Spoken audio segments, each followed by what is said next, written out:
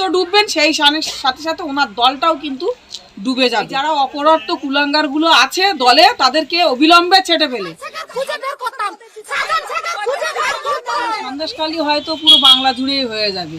এরা শাহজাহান শেখকে গ্রেপ্তার করতে পারে না, কিন্তু নওশাদকে গ্রেপ্তার করতে। এদের মানে ব্যর্থতা প্রকাশ হচ্ছে এইভাবে, যে একটা যার নামটা বারবার এতগুলো কেস পড়েছে, যার নামে এই সন্দেশখালী যে পুরো উত্তপ্ত করে রেখেছিল, এতদিন অত্যাচার করেছে সন্দেশখালীর মানুষের উপরে, তাকে এখনো পর্যন্ত অ্যারেস্ট করতে পারে না।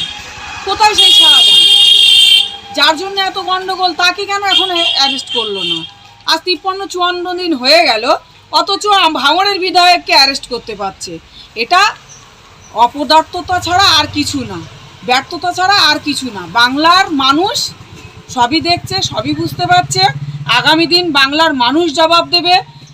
24 ঘন্টার মধ্যে যদি নওশাদ সিদ্দিকীকে না ছাড়া হয়, তাহলে কিন্তু প্রতিবাদ চলবে। ভাঙড়ের মানুষ বুঝিয়ে দেবে, বাংলার মানুষ বুঝিয়ে দেবে যে কি করতে পারে। এটা সরকারের অপদার্থ সরকার হলে যা হয়। একটা জিনিস বুঝতে হবে, যারা অশান্তি পাকাচ্ছে, যারা এতদিন ধরে ওখানে গন্ডগোল করলো, তাদেরকে এখন অ্যারেস্ট করলো না, কিন্তু যারা সেখানকার মানুষের সুখ দুঃখ শুনতে যাচ্ছে, তাদেরকে অ্যারেস্ট করা হচ্ছে। এটা তো কি বলা যায়, এটা অত্যাচারের একটা চরম সীমায় পৌঁছে গেছে। মানুষ বুঝতে পারছে, জবাবটা কিন্তু মানুষ দেবে। এখনও মুখ্যমন্ত্রীকে বলবো, যেহেতু উনি পুলিশ মন্ত্রী, উনি রাজ্যের মুখ্যমন্ত্রী, ওনাকে ভাবা দরকার।